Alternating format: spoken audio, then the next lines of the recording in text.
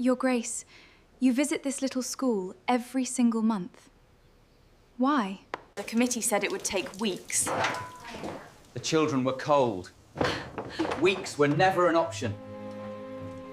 I keep returning because you're the teacher my little sister needed, but never had. The school had 12 children in it on the best days and 7 on the worst days, and on the days in between, it had whatever number the season permitted, because in a village like Fenwick, the season had opinions about children and their availability that took precedence over any schedule a teacher might prefer. In harvest time, the older ones went to the fields. In deep winter, the youngest ones stayed home when the lanes were bad. In spring, there was always a week in April when exactly half the school disappeared, for reasons that were never fully explained and were probably connected to the lambing. The teacher, whose name was Rose Callaway, had learned to teach whatever number arrived and to treat each number as sufficient, because making the children who had come feel that they were not enough was not something she was willing to do. She had been the teacher at Fenwick School for 3 years, since she was 22, since the previous teacher had left to marry a farmer in the next county, and the school committee had advertised the position, and Rose had been the only applicant who had both a teaching certificate and a willingness to live in Fenwick, which was not a village that attracted a great deal of competition for its opportunities. She had not come to Fenwick because she had no other options. She had come because the position was real, and the children were real, and she had grown up in a village not unlike Fenwick, and she knew that the children of forgotten places deserved the same quality of teaching as the children of anywhere else, and that this was not the general opinion of the world, but was her opinion, and she was the one applying for the position. She had not regretted it. She loved the school. She loved the low building, with the 2 south-facing windows that let the afternoon light in at exactly the right angle for reading. She loved the slates the children wrote on, and the particular sound of chalk, and the particular smell of a room that had been full of children all morning. She loved the 12 on the good days, and the 7 on the bad days, and the unpredictable number in between. She was, in the village's estimation, a very good teacher. She was, in her own estimation, a teacher who was always trying to be better, which was the only kind worth being. The Duke came for the first time on a Wednesday in October. She did not know he was coming. There had been no letter, no notice, no word from anyone that a visitor was expected. She was in the middle of a geography lesson, the rivers of England, which she was teaching with a piece of chalk and a great deal of enthusiasm, and a map she had drawn herself on the largest sheet of paper she could find, when she heard a horse in the lane. She heard a great many horses in the lane. The lane ran past the school on the way to the mill, and the mill had horses all day. She did not look up. Then Mrs. Hatch, who was the wife of the school committee chairman, and who occasionally appeared at the school window with the expression of someone conducting an inspection she had not announced, appeared at the school window with a different expression entirely, which was the expression of a woman who has seen something unexpected and is not certain what to do with it. Rose said, "I will be a moment," to the children, and went to the door. Outside, standing in the lane with his horse, was a man she did not recognize. He was perhaps 35. He was in a good coat and good boots, and he was looking at the school building with the particular attention of a person who is seeing something they have thought about and are now comparing the thought to the reality. Mrs. Hatch was beside Rose in an instant, and she said, in a voice that was very quiet and very urgent, "That is the Duke of Fenwick," and she said it in the way of a woman imparting information she considered to be of the highest possible importance. Rose looked at the man, He had noticed them. He came to the door with an ease that was not arrogance, simply the ease of a man who was comfortable wherever he was, and he said, "Good morning." He said, "I hope I am not interrupting." Rose said, "We are in the middle of rivers." He said, "I beg your pardon." She said, "The rivers of England. It is Wednesday morning geography." She said, "You are welcome to come in if you would like, or I can speak with you after 11 when we break for the morning." He looked at her for a moment with what she would come to know was his particular way of looking at things, which was attentive and unhurried. He said, "I will come in, if the children do not mind." She said, "The children will not mind." She took him in. The children minded very much in the sense that they were enormously interested, but they were well-behaved children, and they managed their interest with dignity, mostly, except for Thomas Hatch in the front row, who turned around 3 times to look at the visitor, until Rose gave him a look of her own that settled the matter. The Duke sat at the back of the room, on the bench that was usually reserved for parents, on the twice-yearly presentation days, and Rose went back to the rivers. She did not perform for him. That was the thing she decided in the first 30 seconds, before she had fully thought it through. She was not going to teach differently, because there was a duke in the room. She was going to teach the way she always taught, which was directly and with full attention to the children, and not to any audience. She went back to the map, and she asked William Marsh which river ran through York, and he said the Thames, which was impressively wrong, and she said, "William, we have talked about the Thames. Where does the Thames run?" And William said, "Through London," which was correct, and she said, "Good, now which river runs through York?" And he thought about it with the effortful expression of a boy genuinely trying, and said, "The Ouse," and she said, "Yes, exactly right, the Ouse." She heard, from the back of the room, a sound that was very quiet, and might have been almost anything, and was probably not a duke quietly approving of her approach to William Marsh. She told herself it was not. He stayed for the whole morning. He stayed through rivers, and through reading, and through the arithmetic that she did with the younger children, while the older ones copied out a passage about the wool trade that she had written on the board. And when 11 o'clock came, and the children went out into the yard for their break, he stayed in his seat, and she went and stood at the front of the room and looked at him. She said, "Would you like to tell me why you are here?" He said, "I would like to see the school." She said, "You have seen it." He said, "I mean over time." He said, "I would like to come again." She said, "Why?" He said, "I am on the school committee." She said, "I know the school committee. You are not on it." He said, "I fund it." She looked at him. He said, "The Fenwick School has been funded by the Fenwick estate for 40 years. He said, "I do not sit on the committee, because committees function better without the person holding the purse in the room, in my experience." He said, "But I have an interest in what the money is doing." She said, "And what is the money doing?" He said, "From what I have seen this morning, it is teaching William Marsh the rivers of England, which is more than I expected." She said, "That is a very low expectation." He said, "I have visited other schools funded by other estates, and the expectations were reasonable, given the evidence." She said, "What was wrong with them?"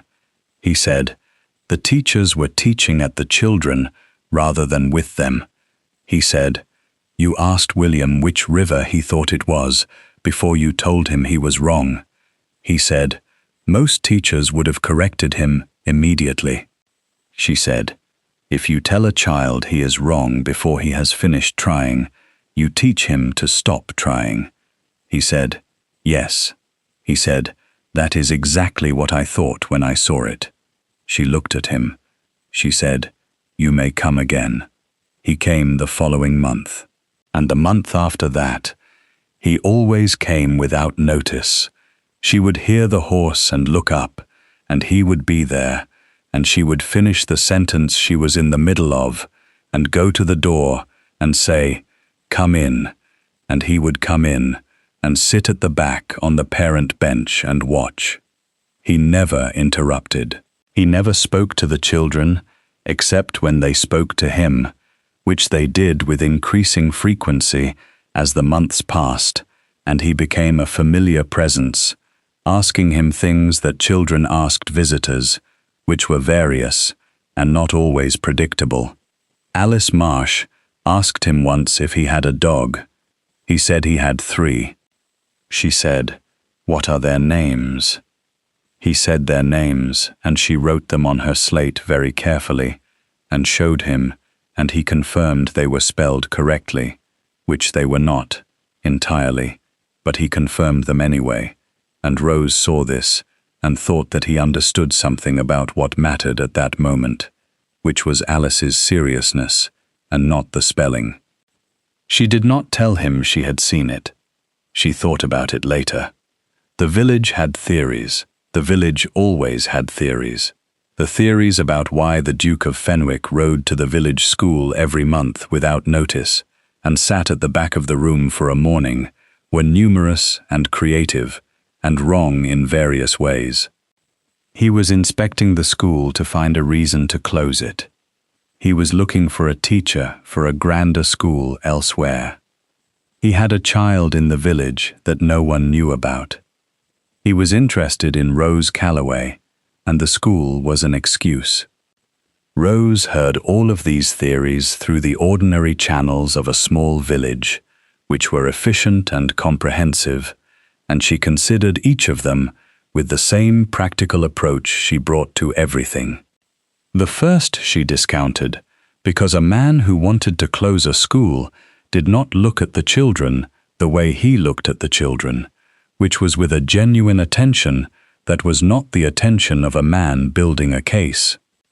The second she discounted, because if he wanted to recruit her elsewhere, he would simply have said so, and he was a man who said things directly when he had something to say.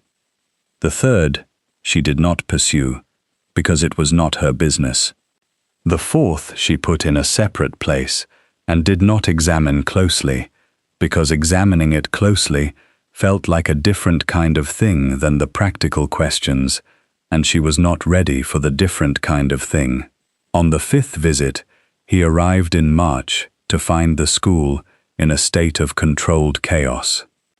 The ceiling of the east corner had come down, not dramatically, not all at once, but in the way of things that have been weakening slowly, and choose the most inconvenient possible moment to make their condition known. There had been a heavy rain the night before, and when Rose had arrived in the morning, she had found a section of ceiling plaster on the floor and a gap above it, through which the sky was visible, and the children, who were already there, were looking at it with the intense interest that children brought to structural damage.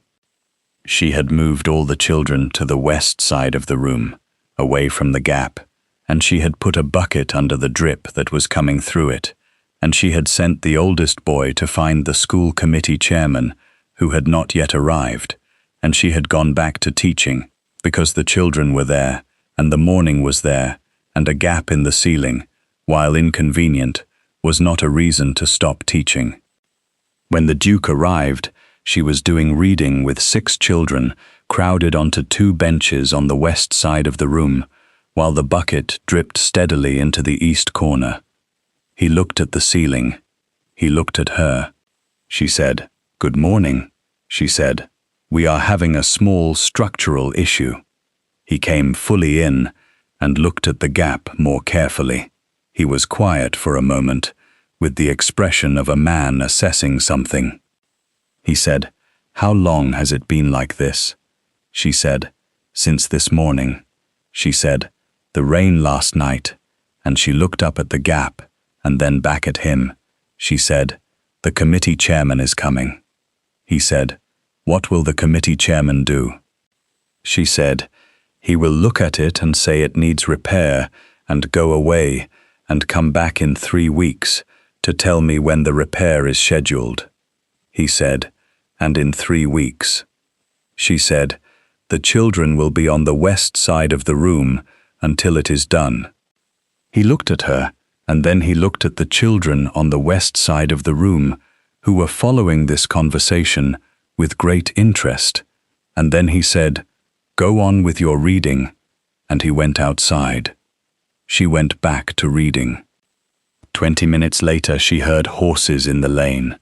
Not 1 horse, 3 horses, and voices, men's voices, practical and specific. Thomas Hatch went to the window and reported that there were men on the roof. She said, "Face the front, Thomas." By the afternoon, Break the Gap in the ceiling had a temporary repair over it, weatherproof enough for the week, and one of the men had put his head into the school and told her the committee chairman had been notified and a full repair was scheduled for the following Friday. She went out into the lane. The Duke was there, talking to the man who had done the temporary repair. She waited until the man had gone. She said, "You did not have to do that." He said, "The children were cold." She said, "I had moved them away from the gap." He said, "The room was cold." He said, "A gap in the ceiling in March cools the whole room." She said, "Yes." She said, "I know." She said, "I had a plan for managing it." He said, "I know you did." He said, "Your plan was sensible." He said, "I had a faster one." She looked at him. She said, "Why do you come here?" He said, "I told you. The estate funds the school." She said, "You have been coming for 7 months." She said, "You sit at the back and you watch, and you say very little, and then you leave. And today there was a problem, and you fixed it in 20 minutes, and you are telling me it is because the estate funds the school." He said, "Yes." She said, "There are 4 other schools the estate funds." He said, "Yes." She said, "Do you visit them?" He was quiet for a moment. She said, "James Hartley Vane, do you visit the other 4 schools?" He looked at her. She said, "I learned your full name from the school charter." She said, "It is on the document in my desk drawer." He said, "No." He said, "I do not visit the other 4 schools." She said, "Then why this one?" He was quiet. She waited. She had learned, over 7 months of watching him watch her school, that he was a man who answered questions when he had finished thinking about the answer, and that the thinking was not avoidance, it was precision, and that the precision was worth waiting for.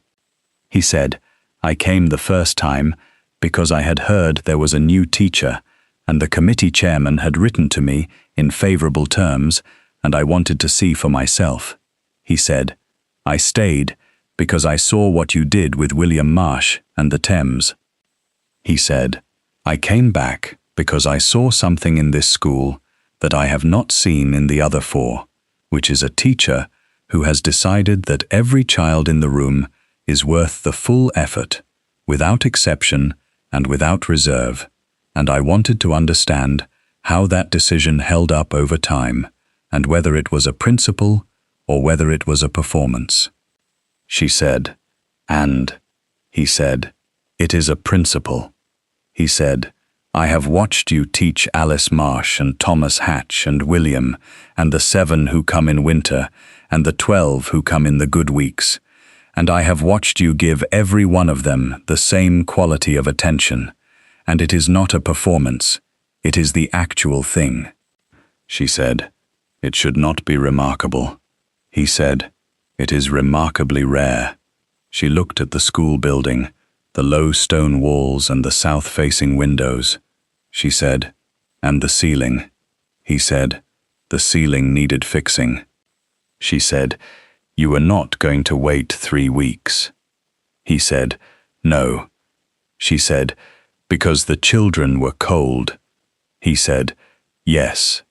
She said, "A man who funds a school from a distance does not ride 12 miles in March because the children are cold." He said, "No." She said, "So the full reason." He was quiet again. She waited again. He said, "My sister went to a school very like this one." He said, "She was the kind of child who needed a particular kind of teaching, patient and specific, and she did not get it. And she spent 4 years being told she was slow when she was not slow. She was different, and the difference was manageable with the right approach and was not manageable without it." He said, "She is 30 now, and she has made a full life, and she is not slow. She is one of the most capable people I know." He said, "And she spent 4 years of her childhood believing she was not." He stopped. He said, "I fund the schools because I have the money to fund them, and they need funding." He said, "I came to this school because of the committee chairman's letter, which was true." He said, "I came back because of what I saw, which was also true." He said, "And I kept coming because you are the teacher my sister needed when she was 7 years old and did not have, and watching you be that teacher for these children is the most useful thing I have found to do with a Wednesday morning in some years." She stood in the lane in the March afternoon, and she felt the weight of what he had said, which was considerable and was not the weight she had been expecting, and was both simpler and larger than any of the village theories. She said, "What was her name?" He said, "My sister." She said, "Yes." He said, "Eleanor." She said, "What was she like at 7?" He said, "Very serious." He said, "She drew things." He said, "She drew everything she was trying to understand, because drawing it helped her see it, and the teacher told her to put the pencil away and pay attention, and paying attention was what she was doing with the pencil." Rose thought about this. She thought about Alice Marsh, who needed to say a thing aloud before she could write it, and who Rose had long since stopped asking to be quiet when she murmured, because the murmuring was the thinking. She thought about Thomas Hatch, who learned everything better on his feet, and who she let stand at the back when he needed to stand. She said, "Bring her." He said, "I beg your pardon." She said, "Bring Eleanor." She said, "I would like to meet her." He looked at her. She said, "You have been coming here for 7 months because of your sister, and I have been teaching the children she needed to be taught with, and I would like to meet the person who is the reason for all of it." He said, "She lives in the north." She said, "People travel from the north." He said, "She has children of her own." She said, "Bring them too."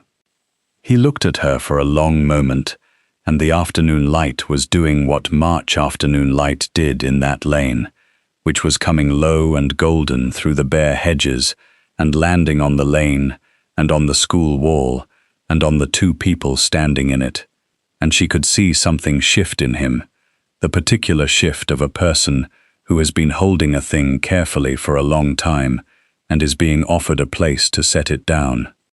He said, "She would like you." She said, "Yes." She said, "I expect she would." He said, "You are very certain." She said, "Any person who drew everything they were trying to understand would like a teacher who let Alice Marsh murmur and Thomas Hatch stand at the back." He said, "You noticed that." She said, "It is my job to notice that." He said, "Most people do not." She said, "Most people are watching for the child to conform." She said, I am watching for the thing that tells me how the child thinks, and the thing is usually the thing they do when they believe no one is watching." He was quiet. She said, "Like a man at the back of a room on a parent bench." He said, "Yes." She said, "You thought I was not watching you." He said, "I thought you were busy with the children." She said, "I was busy with the children." She said, "I can do two things at once." He almost smiled. She had seen him almost smile on various Wednesdays, and she had noted it each time and filed it, and now the filing was becoming a different kind of thing, and she let it be the different kind of thing, because she was tired of treating it as a question she was not ready to examine. She said, "Next Wednesday." He said, "Yes." She said, "Bring the river's map inside." She said, "It has been out in the porch since October, and the damp is getting to the edges." He said, "I will bring it in." She said, "And tell me when Eleanor can come." He said, "I will write to her." She said, "Good." She went back inside. She stood at the front of the empty school in the late afternoon, the afternoon light coming through the two south windows at exactly the right angle, the slates on the desks, and the chalk smell, and the map she had drawn herself still on the board from the morning. She thought about a girl of 7 who drew everything she was trying to understand and was told to put the pencil away. She thought about a man who had ridden to a village school every month for 7 months and sat at the back and said very little and fixed the ceiling in 20 minutes because the children were cold. She thought that the village theories had all been wrong in the same way, which was that they had been looking for a complicated reason, and the reason was a simple one, the simplest possible one, which was that someone had been failed by a school once and had spent the years since trying to make sure other children were not. She thought that this was the kind of reason that did not announce itself. It arrived on a horse in October, with good boots and no notice, and sat quietly at the back for 7 months, and only said what it was when the ceiling came down, and there was a woman in the lane who had been watching and waiting, and was done with not asking directly. She picked up a piece of chalk. She wrote at the bottom of the river map, in her small, clear hand, "The Ouse runs through York," because William Marsh was going to need reminding, and the reminder should be there when he arrived on Thursday, and she looked at what she had written, and she thought that this was the school, and this was her work, and it was sufficient, and it was, as it had always been, considerably more than sufficient. It was the whole thing. It had been the whole thing all along. Thank you for listening to this story all the way to the end. Please tell us which city you are watching from and what the story made you feel. Do not forget to subscribe so you will not miss the next one.